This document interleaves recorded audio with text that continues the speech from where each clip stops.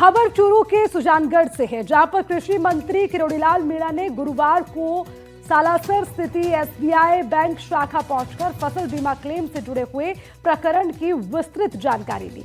इस दौरान उन्होंने बैंक अधिकारियों से आवश्यक दस्तावेजों की जांच की और बीमा दावों में सामने आई अनियमितताओं पर चर्चा की। मंत्री मीणा ने यह बताया है कि सालासर की एसबीआई शाखा ने 71 किसानों के नाम पर करीब 9 करोड़ रुपए का फसल बीमा क्लेम उठाने की तैयारी की। प्राथमिक जांच में दस्तावेजों में कई खामियां सामने आई। समय रहते मामले की जानकारी मिल जाने से राशि के भुगतान पर रोक लगाई जा सके, अन्यथा ये रकम कथित बीमा माफियाओं के हाथ लग सकती थी।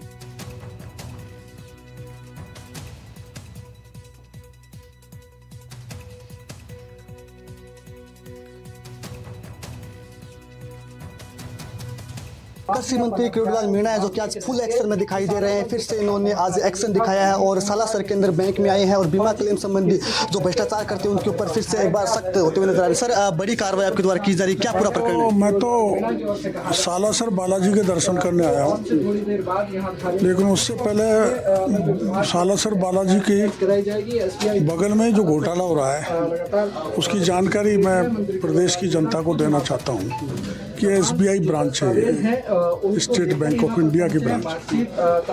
ये तहसीलदार गजनेर का कागज है जिसमें ये चक नंबर, खसरा नंबर, ये रकबा के नाम से यहाँ पर प्रीमियम कटी है। तो हमने वहाँ जाके सूचना ली तो ये तो न तो किसान है, न ये खसरा है, न ये चक है। तो हम यहाँ आए जानकारी लेने के लिए। तो ये अकेली इस ब्रांच का 9 करोड़ का गबन है। किसानों के नाम प्रीमियम काट लिया 15 लाख इन्होंने। किसानों के नाम ज़मीन ही नहीं है, प्रीमियम कट गया और 9 करोड़ रुपए मिलने वाला है। वो तो आके हमने या ये पूछताछ कर दी, इसलिए अब नहीं होगा, 9 करोड़ बच जाएगा।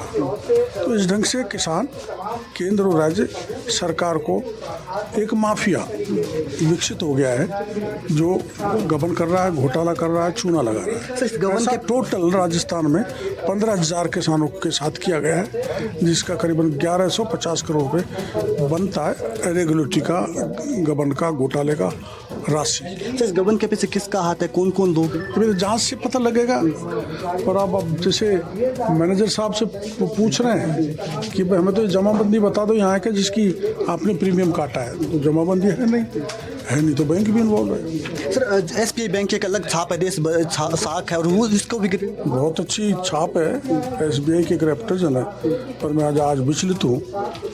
सालासर महाराज इनको सद्बुद्धि दे कि कम से कम इस स्तर पर तो नहीं जाए जिससे किसानों का शोषण हो, खुद सर बाढ़ ही खेत को खाने लग जाए, ये नहीं होना चाहिए। सर, किसान वो यहाँ के चूरू जिले के हैं, चूरू से बाहर के नहीं। ये जो इन्होंने प्रीमियम काटी है वो तो गजनेर तहसील बीकानेर के है और यहाँ का कोई अता पता नहीं किसानों का? ना, कोई अता पता नहीं। तो सर, आगे क्या कार्रवाई होगी अब इसके ऊपर? ढूंढेंगे इन किसानों को जिन्होंने प्रीमियम काटी है और जो करोड़ों का ये क्लेम उठा लिया या उठाने जा रहे हैं, उनके खिलाफ मुकदमा दर्ज करके कार्रवाई कराएंगे। इसमें बीमा कंपनी भी शामिल है, बैंक भी शामिल है? अगर ये कागज नहीं दे पाए तो शामिल है।